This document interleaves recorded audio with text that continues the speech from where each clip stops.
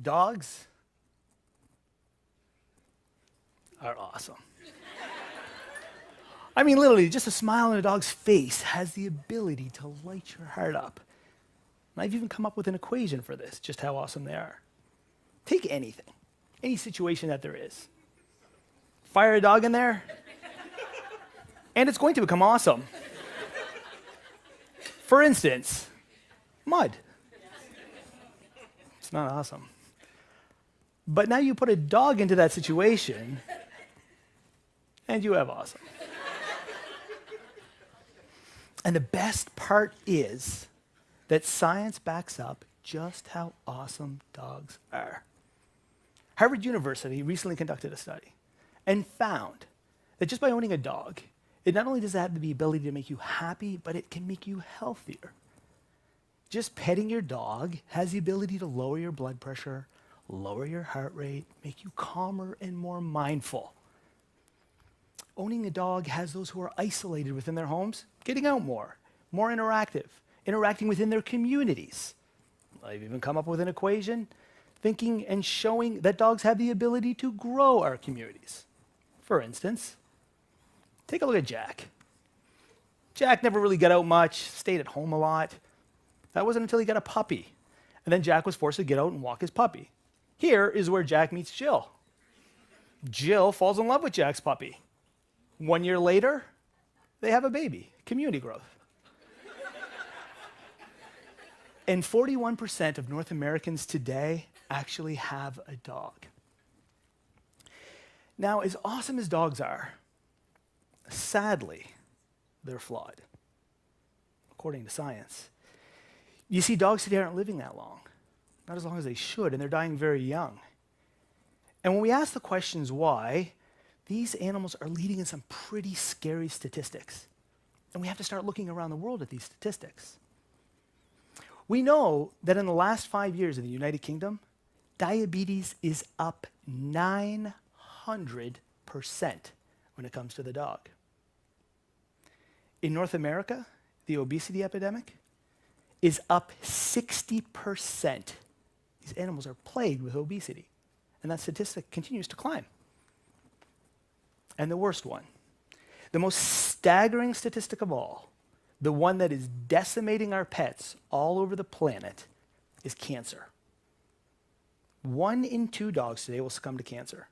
And in fact, research is showing that out of any mammal on the planet, the dog has the highest rate of cancer. And this has left scientists scratching their heads. What's happening? So what you're seeing now is the largest canine study to ever be conducted. 3,000 dogs, $25 million to figure out why is the dog so broken. And it's being conducted on golden retrievers.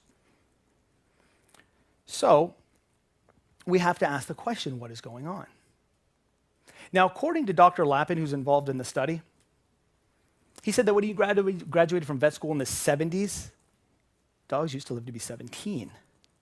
Sadly, today, they're only living to be 11. And the golden retriever itself is only living to be 9 or 10.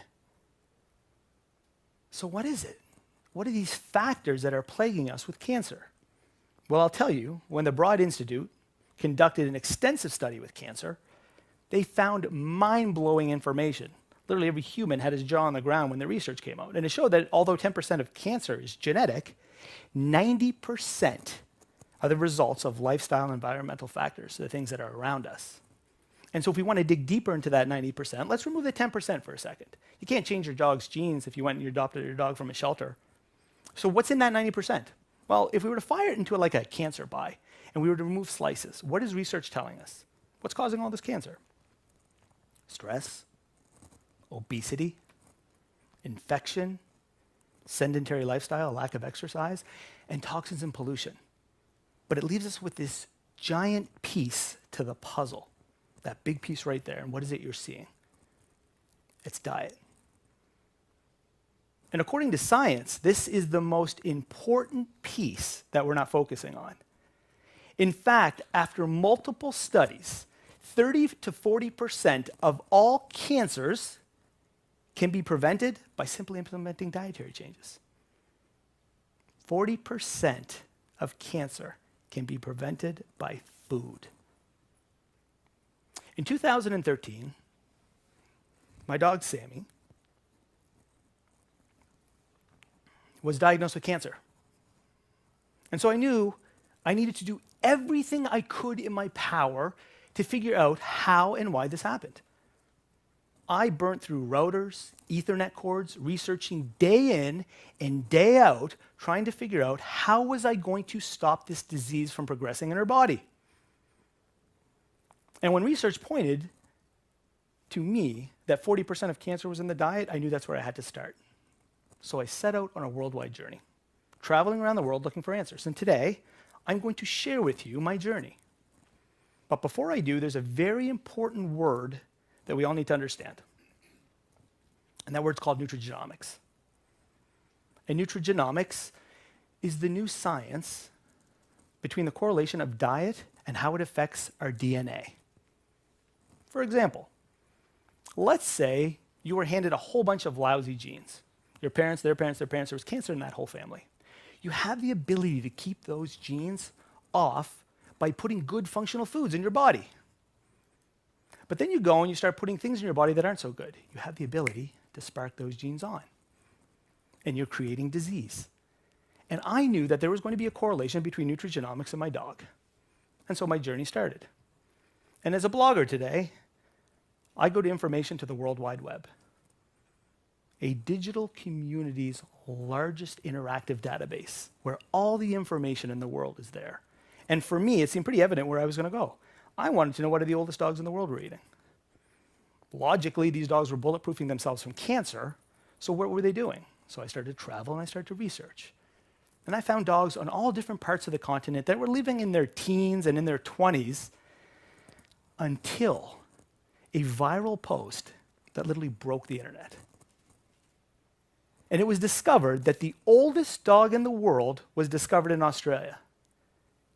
Meet Brian McLaren, a dairy farmer, a beautiful man with a simple life and a beautiful dog.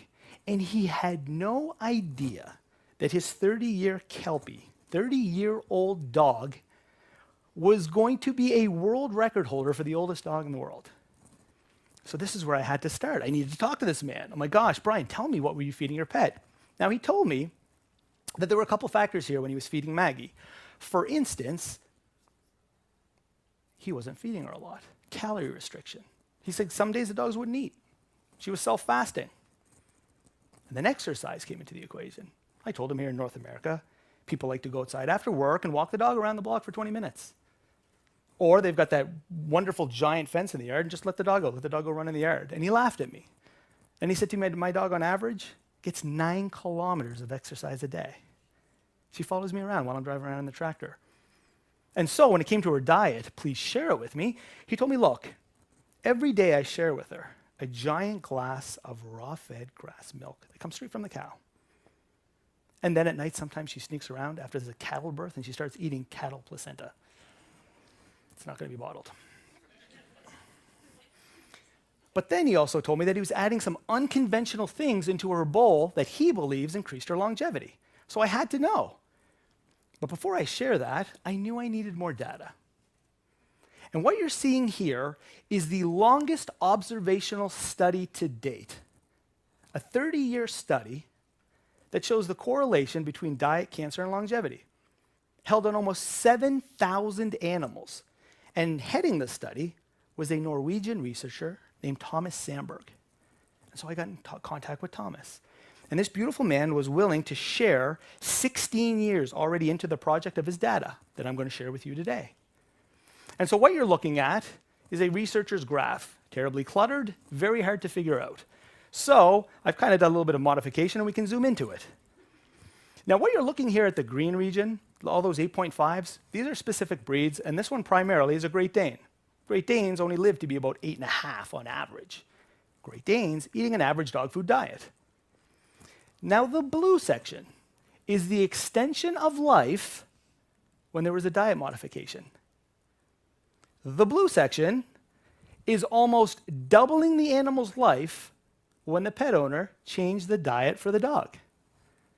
Holy smokes. You tell me right now what that is, Thomas.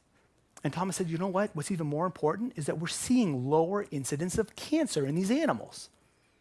But because the diet's varied, and you want a specific diet for cancer, Rod, I suggest you go to the Epigenetics Foundation. The who?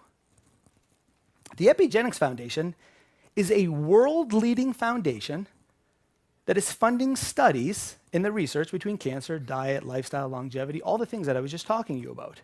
And they were funding a project called Keto Pets. So I was skeptical. I got on a plane, I flew to America. I had to see this. They showed me that this sanctuary that they have, this groundbreaking sanctuary, is full of the world's leading metabolic doctors for dogs. They were bringing in rescue animals, homeless dogs from different shelters around America that had terminal cancer, stage 4, not a long time to live. And they want to give them a second chance. With America's only PET CT scanner, meaning they can follow the cancer from day 1 to the end of their protocol, which was a 120-day protocol, coupled with an unconventional metabolic diet, Keto Pets found the ability to slow down, to halt, or to reverse cancer. I said reverse cancer. What you're looking at here, I haven't shared the diet with you yet. What you're looking at here is a standard bowl of dog food. This is what almost every single dog in the world is eating. But the 3 examples I just gave you, the oldest dog in the world, the dogs in the longevity product, and Keto Pets, who are reversing cancer, their bowls kind of look like this. And what you're looking at is a full bowl of unprocessed fresh food. Doesn't seem so mind-blowing. Logically, we know as humans, man, you eat something good, you're going to feel great. But in the dog world, it's unconventional. It's unresearched. And just how awesome is this? My dog Sammy today is fighting cancer. I mean, she's beating it. And she's the healthiest she's ever been since I made this dietary change. And some people may say, well, I don't know that. It looks very confusing. I wouldn't be able to do all that. So I saved this study for last. What you're looking at here is a Purdue study. In 2005, Purdue University wanted to know, all right, if we add a little bit of fresh food to a bowl of processed food, how much effect could this really have? So 3 times a week, they took some green leafy vegetables and added it to a bowl of processed food. And the results that came back were jaw-dropping. How did it affect cancer? 90% decrease in the risk of cancer by just adding some green leafy vegetables to a bowl of processed food.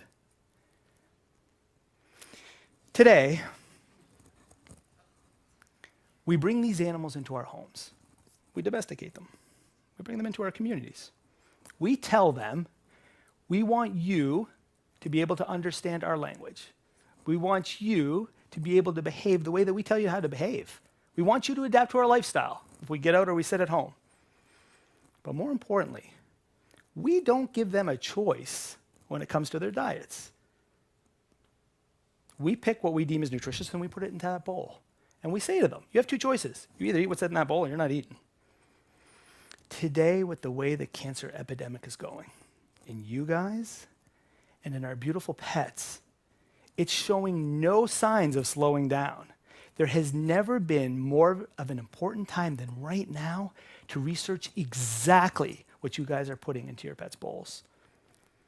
Oh, and by the way, when an 85-year-old plumber from Austin, Texas, Jake Perry, this brilliant man was asked, Jake, how on earth did you set the Guinness World Record? Not once, but twice. With the oldest living cats in the world, a 34 and a 38-year-old cat, his response, I just added some fresh food to their diet. Thank you, guys.